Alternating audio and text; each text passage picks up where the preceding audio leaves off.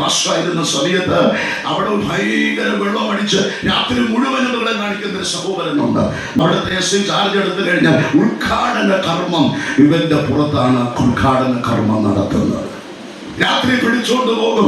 അവസാനം ദേശക്കാർക്കും എല്ലാവർക്കും ഭയങ്കരമായ ബുദ്ധിമുട്ട്.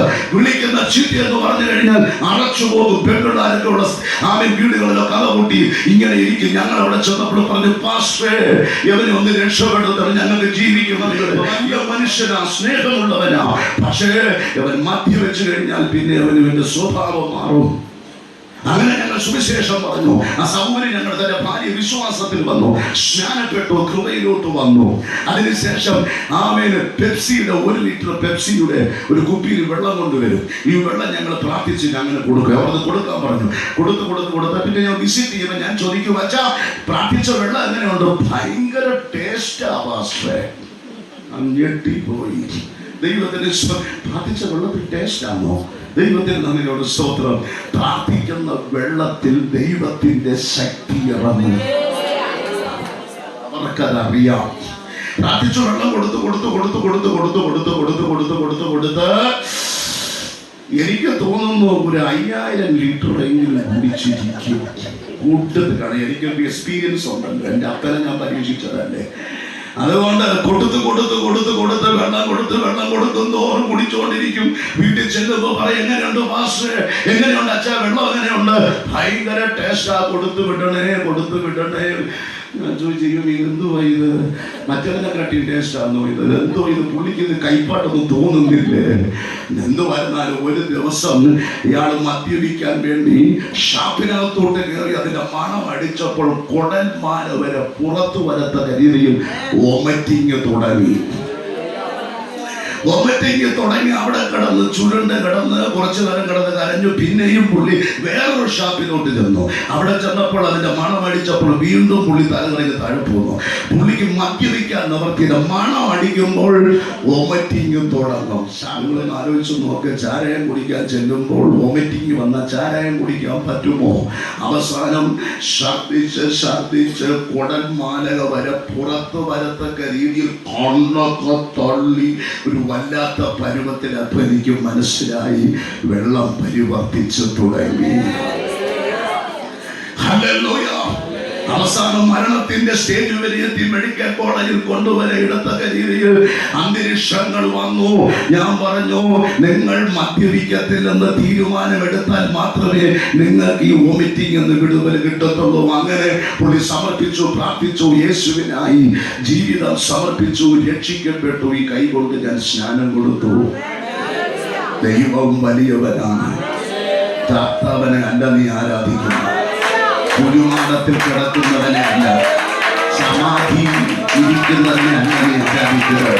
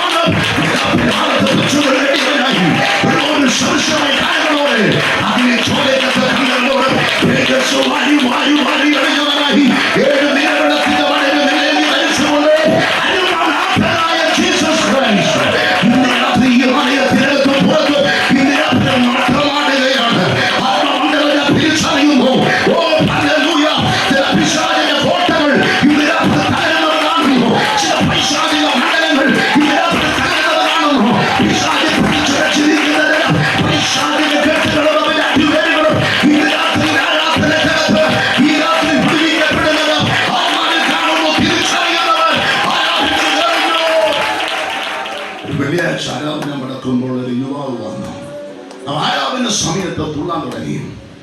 ഞാൻ എൻ്റെ പേര് ചോദിച്ചു, പേര് പറഞ്ഞു. എത്ര പേരുണ്ടെന്ന് ചോദിച്ചു. 2 പേരുണ്ടെന്ന് പറഞ്ഞു. അപ്പോൾ ഒന്നാമനോട് വരാൻ പറഞ്ഞു. ഒന്നാമൻ വന്നു. ഞാൻ പറഞ്ഞു വെളിയിറങ്ങാം, ദൈവകൃപയാൽ ഇത് ഇവിടെ ഇരിക്കരുത്, ദൈവാലയമാണത്, വെളിയിറങ്ങട. വെളിയിറങ്ങി. മറ്റോ വരട്ടെ വന്നു. അവിടെ പോയി ആ വെളിയിൽ നിൽക്കുന്നെന്ന്, ആ വെളിയിൽ നിൽക്കുന്നെന്ന് മനസ്സിലായില്ല അല്ലേ? രണ്ടാമത്തോ വന്നിട്ട് ചോദിച്ചു അവനോട് പോയെന്ന്. അവൻ നിങ്ങളൊന്ന് വെളിയിറങ്ങാൻ പറഞ്ഞു. ആ വെളിയിൽ ഇപ്പോൾ ഇന്ന് രാത്രി ചിലത് വെളിയിൽ പോകും, ചിലത് രാത്രി മറിയും, ചിലത് മറിയും. ഇന്ന് രാത്രി അത് ആത്മമണ്ഡലത്തിൽ ചലിക്കുന്നവരുടെ അവർക്കറിയാൻ മണ്ഡലം വിശ്വാസം. ഈ രാത്രി ചിലത് മറിയും, ചിലത് വെളിപ്പെട്ടു പോകുന്നത്. വീട്ടിൽ നിന്ന് നിന്റെ ജീവിതത്തെ വിധിച്ചുകൊണ്ടിരിക്കുന്ന ശക്തികൾ ഇന്ന് രാത്രി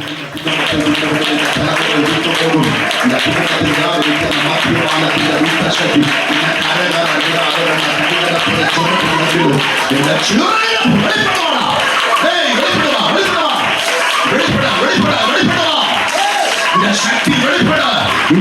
ശക്തികളുടെ ഇരിക്കരുത്. പൈശാചിക മണ്ഡലങ്ങൾ ഈ രാത്രി അഴിഞ്ഞുമാറാം. ശക്തികളുടെ രാത്രി അറിയാമോ? ഏഞ്ചൽസ് എഴുതും. ചിലര് ആത്മാവ് പുതുകയാണ്, ചിലര് ഇരിക്കാൻ കഴിയാത്ത ദൈവശക്തി ഇവരകത്ത് ഭാഗത്ത് ആത്മമണ്ഡലം. ചില സഹോദരന്മാരെ തുടങ്ങും, ചില അഭിഷിക്തന്മാരെ ഇന്ന് രാത്രി പുതിയ കൈമാറ്റങ്ങൾ ഇന്ന് രാത്രി